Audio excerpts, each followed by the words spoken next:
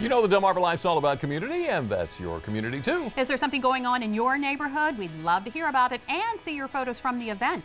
Send the information our way along with any pictures you'd like to share. You can reach us at comments@delmarvalife.com or just like us on Facebook and share the information there. Well, by now you've probably heard of Pizza Rat, the rodent that inspired people all across the world to believe in their dreams. Comedian Matt Little posted this video on social media of a rat carrying a slice of pizza down a subway staircase in New York City. Of course, it didn't take long for this video to go viral. I can't believe this is the first time I'm seeing this. Pizza Rat even became a Halloween costume. This is just one of several designs. He's now a celebrity and is pretty comical, but he actually brings attention to a growing problem. Calls to New York City's rat complaint hotline are on pace for a record year. Good grief. Now, hopefully you're not dealing with pests like that in your home. But this time of year, many other insects and rodents will try to make their way inside. After all, it's getting cold outside and they want to be warm and toasty just like you. So joining us today to talk about ways to make sure those pests know they're not welcome in our homes is Rick Rice of Rice's Termite and Pest Control. Rick, thanks for joining us this afternoon. You know, we just saw Pizza Rat there, and a big problem in New York City, but we're not immune to it here on Delmarva. They can be a problem here as well. Absolutely. Many of us live around the water, and rats like to hang around that. And then that just leads them to our house, doesn't it? Yeah. Absolutely. Oh, yeah. And then there's their cousin, the mighty little mouse, who gets pretty resourceful trying to get in. That's right. The best way to start with controlling the problem is keeping them out of your house to begin with. So how do we do that? I mean, Making sure any areas they can access into your house are closed up, sealed up. Some say copper wiring, like steel wool, things like that can help keep them out. Because they can't chew through it? That's right, that's right. Well, now we're looking here at like where the air conditioning tubing comes into the house.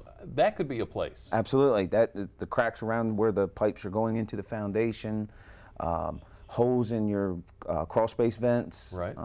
Dryer vents, bad crawl space doors. And these are really, really small places, and they can get really small themselves, right? Absolutely. They can fit through, I believe it's a 1/4-inch space. They can, as long as they can get their head through, they can get their body through. Wow. What about some places we don't think about, access points? Doors, you know, making sure your thresholds are tight. A lot of people don't think about their dryer vent. Things can get in through that. Heating and air. Right. And other pests can get through to your attic vents even. Really? So if I see one, should I just assume that I got a bunch more? Not necessarily. One could just be one, or one could mean that they're showing themselves to a worse problem. You know, it could be more problem to deal with. So hopefully you just have one, you set a trap, you get rid of it, and that's you're right, done, and it's over with. The problem. Okay, even if we don't see the mice, they leave traces, don't they? Yes. Tell us about some of those. They'll leave, you'll see their little droppings laying around. You can see where they've chewed through to get to your food. Maybe a loaf of bread, they've chewed through that to get through the, you know, to the bread, a cereal, that kind of thing. Oh my goodness, and you need to get rid of it because Absolutely. they contaminate it all. Yes, they can leave a mess behind. Oh, okay, so we've talked about rats, we've talked about mice. Another big problem people are having are fruit flies. Oh my goodness, is there something we can do?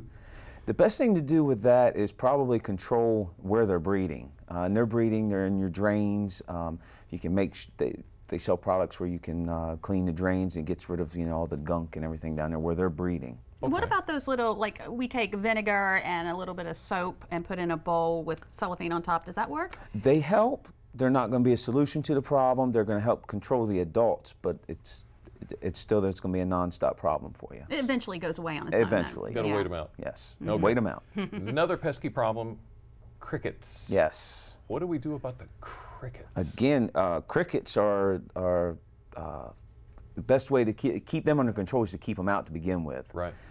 If you get one in the house, probably your best bet is to just catch them and let him out. But what you really need to do is control them from the outside before they get in. Okay. What about sticky traps? That'll catch them. That'll catch them. But again, it's not going to be a solution to the problem. Yeah. All right. Let me ask you about this mutant camel cricket. Yes. These are some ugly little things. Yes, they are. Yes, they are. And where do we find those usually? Those are going to be, you're going to find them in cool, dark, damp places like basements, crawl spaces, garages. Right. areas like that generally. If we don't get them out before the cold sets in, are they going to still be there come spring? Absolutely. They're there to overwinter, stay warm, and by waiting till, or by not dealing with the problem, you're just prolonging the problem until spring, because they will be back. Keep them out to begin with.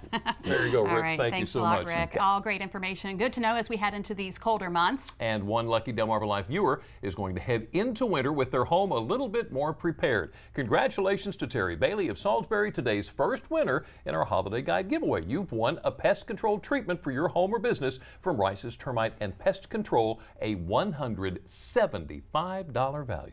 And you can find all kinds of information from Rice's about pest control by going to our website, WBOC.com. Click on our picture at the top of the page. Well, speaking of pests, we don't want to come in contact with a venomous caterpillar from Canada. Is now being spotted in parts of Pennsylvania. Yeah, it's called the white hickory tussock moth caterpillar. There are a few things you need to know about it besides the fact that its name is kind of a mouthful. There is a big difference between these tent caterpillars and these exotic-looking cousins known as the white hickory tussock moth caterpillar. These little guys are harmless. Mr. Exotic here carries venom. Have you ever seen these things around here before? Yeah, they're actually pretty common. They are an invasive species, so at some point they had to have been introduced, but we see them all the time. I've seen them all summer.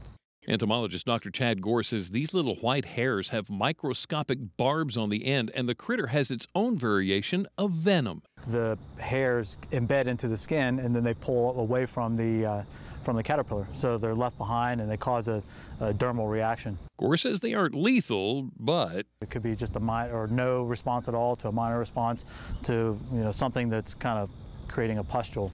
And if ingested, they could make you pretty sick. As Dr. Gore said, they've been around most of the summer. They're searching around, they're eating and so forth, but pretty soon here they're going to be pupating.